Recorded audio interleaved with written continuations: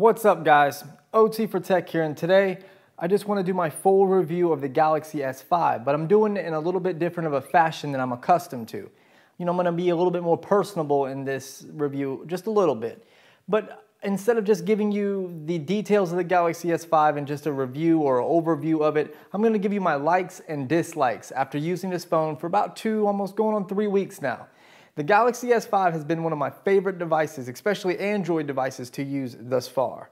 So let's start with the design of this phone, and then we'll get into my likes and dislikes. So a lot of people criticize the Galaxy S5 for its design, but me, I like the design. It carried over a lot of the same characteristics as the Galaxy S4 outside of size, but it has a perforated faux leather back, giving it a more comfortable feel. It also has a 16 megapixel camera on the back, as you see here, as well as a LED flash and a heart rate monitor attached next to the LED flash. Now we'll get more into these later on in the video, explaining the purposes of the heart rate monitor and things like that. You also have some carrier logoing dead center in the middle of the back. In this case it's the Verizon one, and it's ugly as can be. At the bottom you have your speaker, which sucks. It's probably one of the worst speakers I have used on a phone to date, as well as the Galaxy S5 logo. On the front, you have your home button, which is also a fingerprint reader. You have your speaker grill at the top, some Samsung logoing, you have your proximity sensor, and a 2 megapixel camera on the front. If you were looking at the phone from the screen on the left-hand side, you have your volume up and down, or your volume rocker. And on the side, you can see it is like a fake metallic plastic. It's very shiny, very glossy. Looks like it could be steel or aluminum, but it's not, it's plastic.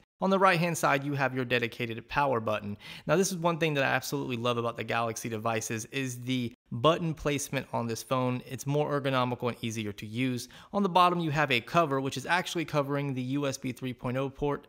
At the top, you have your 3.5mm headphone jack cut out, as well as the IR blaster and some antenna logoing.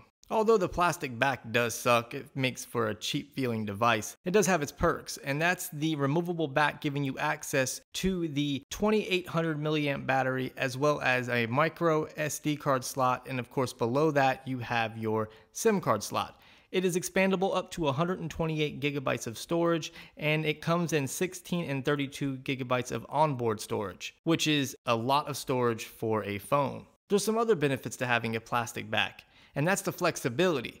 Even though it doesn't feel like the most premium device, and it may not protect your phone as much as, say, the iPhone 5S or the HTC M8, because it's plastic, it's actually going to be quite durable. And if you do happen to scratch or crack the back, it's cheaper and easier to replace. It also has a waterproof seal on the inside, as you see here. It's made of rubber. If you've ever used a LifeProof case, or the Nude series in particular, it's kind of that same material that goes around the outside bezels of the screen. As I previously stated, they've taken a lot of the same design characteristics over from the Galaxy S4. But one big thing that you're going to notice is size. The Galaxy S5 is actually wider, longer, and heavier than the Galaxy S4.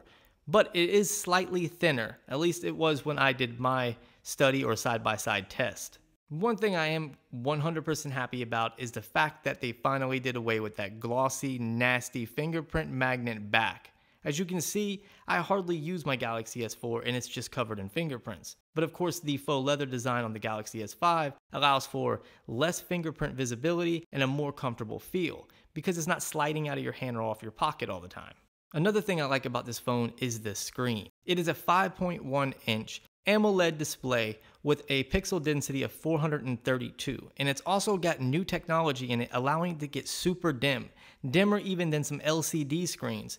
It's absolutely amazing because it's easier on the eyes and it consumes less battery. It gets decent whites, and it gets pitch black blacks, of course. And viewing YouTube videos or movies or just multimedia experience in general, it's absolutely wonderful. It almost takes away from that really crappy, don't know why they put it on there or carried it over speaker that they insist on putting on the back that does nothing.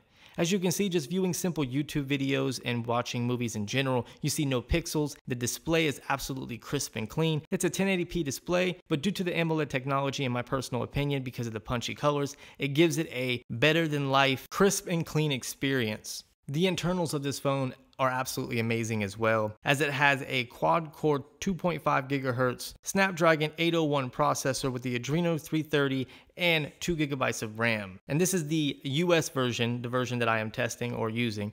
It is not the international version, as the international version has even better specs. But it also has LTE capability. It has USB 3.0 for charging and data transferring, and it also has Bluetooth 4.0 connectivity. So it has some excellent antennas and some excellent specs.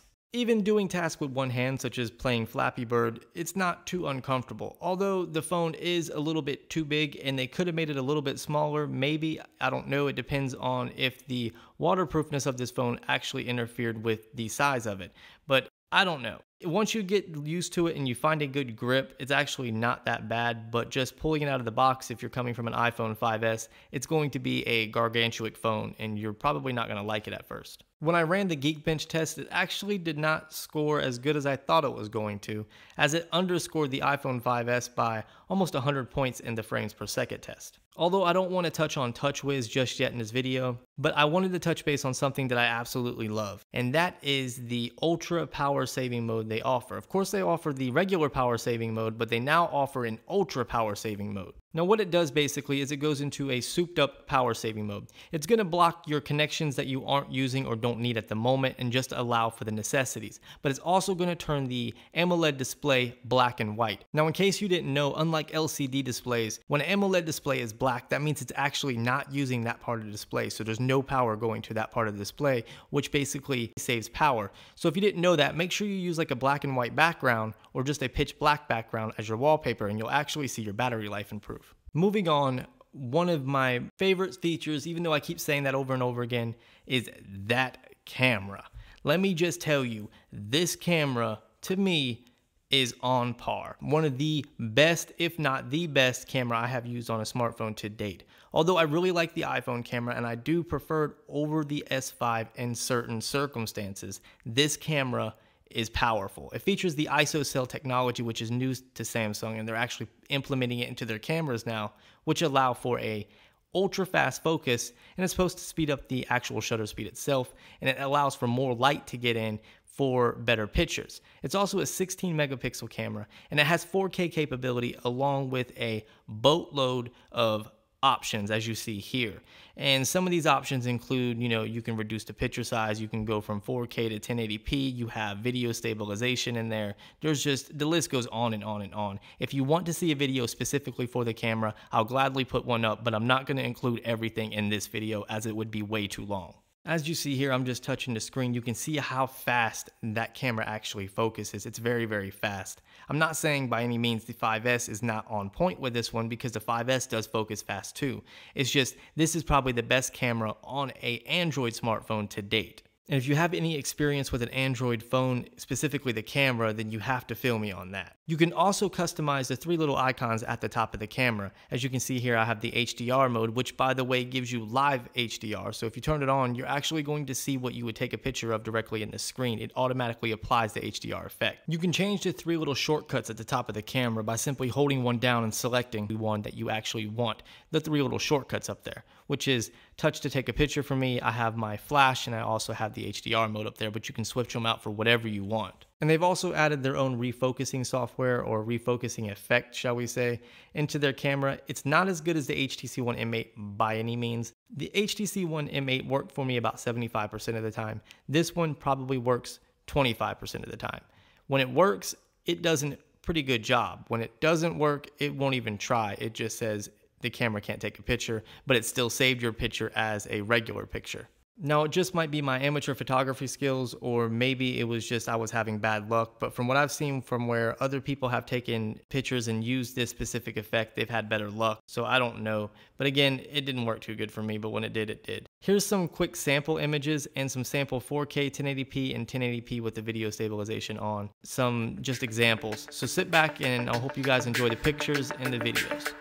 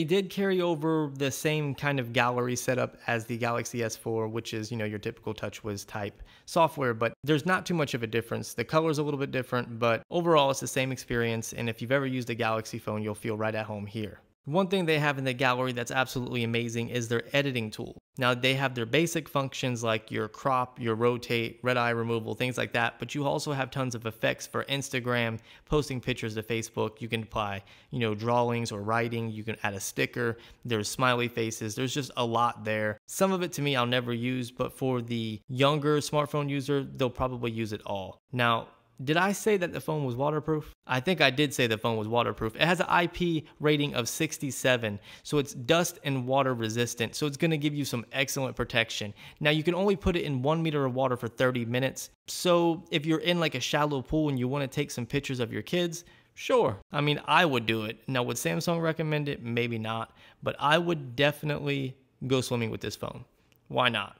Live risky. But as you can see, I am tossing water and some baby powder all over the phone, and it's just fine. I also like the fact that you can pair it with the Galaxy Gear 2, or the fact that the Galaxy Gear 2 is meant to be with this phone, because it actually adds a very good experience, providing lots of productivity and things like that. I really, really like that combination. So let's go into some of my dislikes. The fingerprint reader. The fingerprint reader is garbage. They tried to steal it from Apple, and they did an absolute horrendous job. Depending on the angle that you hold it, or if you use two hands, that's going to depend whether or not you can get it to work, because you have to slide it just right down the center of the button and you have to swipe it perfectly. The heart rate monitor, it's a cool feature and it works, but I don't like it. It's a gimmick. My iPhone 5S, my HTC M8, anything that has a flash and you download an app can basically do this, give or take a few beats per minute off. But I mean, come on, Samsung. Instead of putting the time and effort into a heart rate monitor on the back, you should have probably put that into the fingerprint reader on the front, and then it might have been a better fingerprint reader. Now, TouchWiz is meant for some people. For me, it's not. I don't care for TouchWiz. Is it horrible? No. Did they change some of it? Yes. Did they change enough? No. This is the bloatware that comes on the phone. Granted, that has nothing to do with Samsung, but I just wanted to show you what Verizon throws on a phone to make it horrible, and it absolutely takes up a lot of space. It's supposed to be 16 gigabytes and it comes with like 9. But the S Voice works okay. Is it Siri? No, and it's not Google Now, but it's gonna get the job done for your most basic tasks, such as texting, maybe making a phone call, searching the web, finding out the weather, but it's not gonna be as intuitive as Siri or even, Google Now for that matter.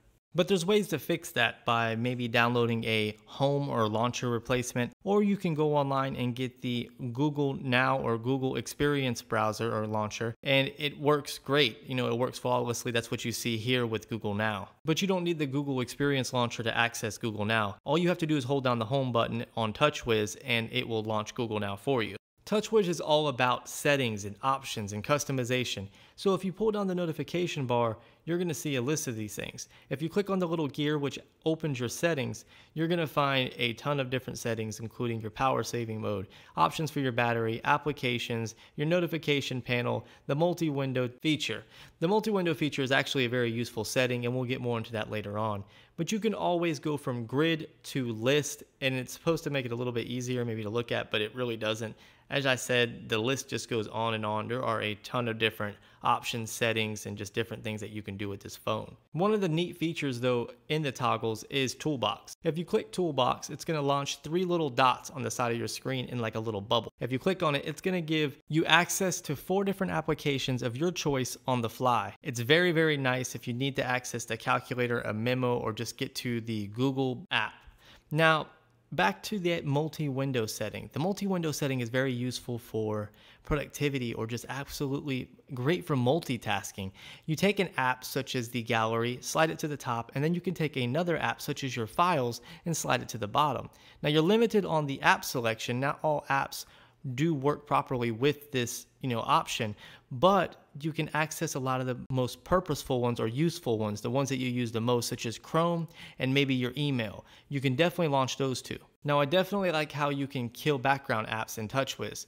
You just push the multitask window button on the left-hand side of the home button, and that launches your, multitask window, or your other multitask window, shall I say, and then you just hit the kill all or close all button. Another annoying feature is this little flap at the bottom of the phone. Although it serves a good purpose to help keep the phone waterproof, It's annoying having to open it and close it every time you charge your phone. And if you don't click the little checkbox at the bottom of the message and for it not to show again, you're going to get this message every time you unplug the charger, and it's a bit annoying. Overall, my Galaxy S5 experience has been great.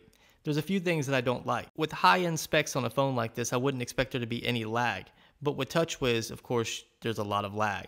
Once I downloaded and installed the Google Experience Launcher, it was much better. If you're a Galaxy fanatic and you love Samsung phones, make sure you get this phone. You'll definitely like it. Well guys, I hope you enjoyed this video. Make sure you hit that like button, subscribe to my channel, follow me on Twitter and Google+, leave me a comment in the section below. Let me know what you guys thought. Make sure you check out my giveaway, and of course, as always, thank you for your support, and I thank you for watching.